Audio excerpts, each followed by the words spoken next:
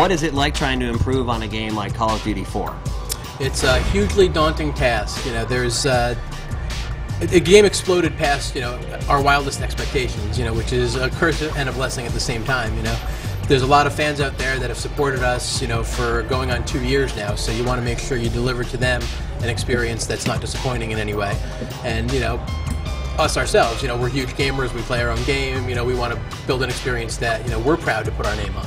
So, you know, it's something that we put a lot of effort into, we took very seriously. Oh, nice.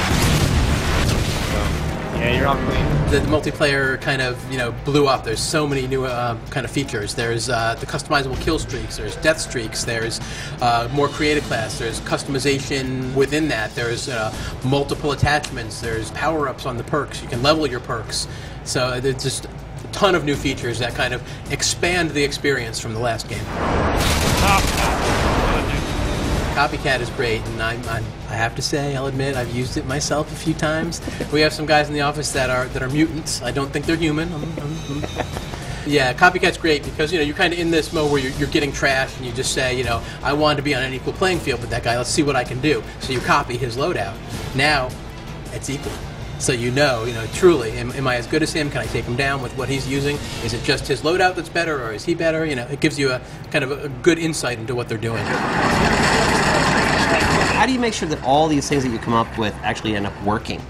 It's a ton of trial and error. You know, we put things in and we change the way they work. And you know, with the riot shield, you can't shoot.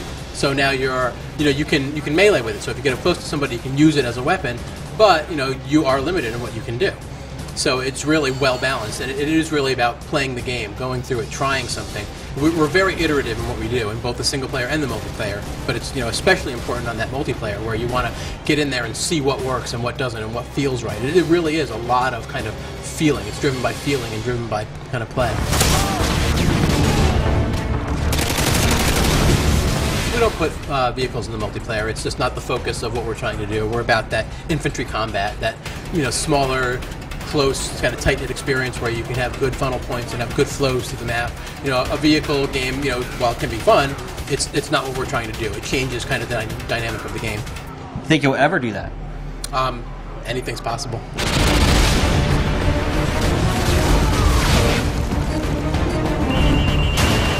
How many maps do you guys anticipate shipping the game with? A good amount. Over 12? There are a lot of fun maps. Have you reworked any of the old Call of Duty 4 maps for this game? There are a lot of fun maps. Do you have a couple map packs coming out exclusively for 360? Have you worked on anything like that on the Sony side? They're coming out first on the 360. They'll be available on the PS3 as well. Right, but do you have any exclusive maps set aside for the PlayStation 3 where they'll come out first for that system? We don't currently, no.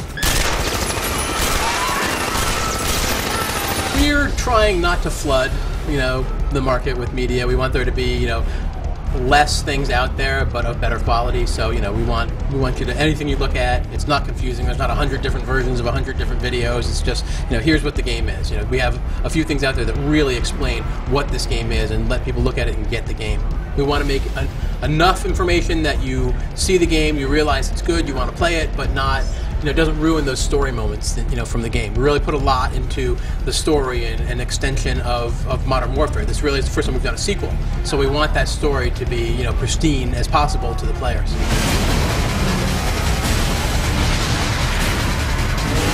What can you tell us about the single player? The single player is great. I mean, it's a sequel to the last game, which is great. So, you know, there's characters in it from the previous game. You know, you'll get to expand on some of those stories. You'll see how actions from the last game really affect the world and the state of what the world is in this game. So it's really, it's a great experience. It's an interactive action movie. I mean, it's just a fun, thrilling, emotional ride. Better than Call of Duty 4 single player? It is. Yeah? It is.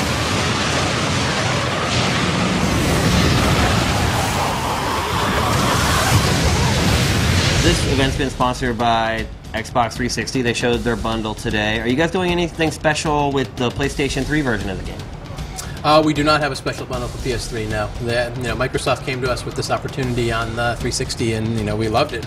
Was that all a decision made solely on Microsoft coming to you guys, or was that a decision that you guys made?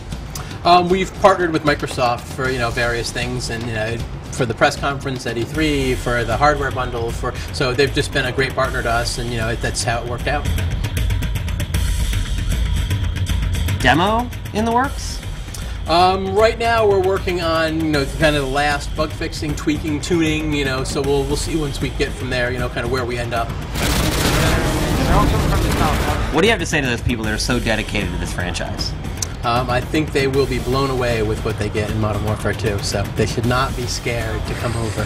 We're kind of feature locked, everything's there that we're going to ship with. It's just a matter of making it perfect.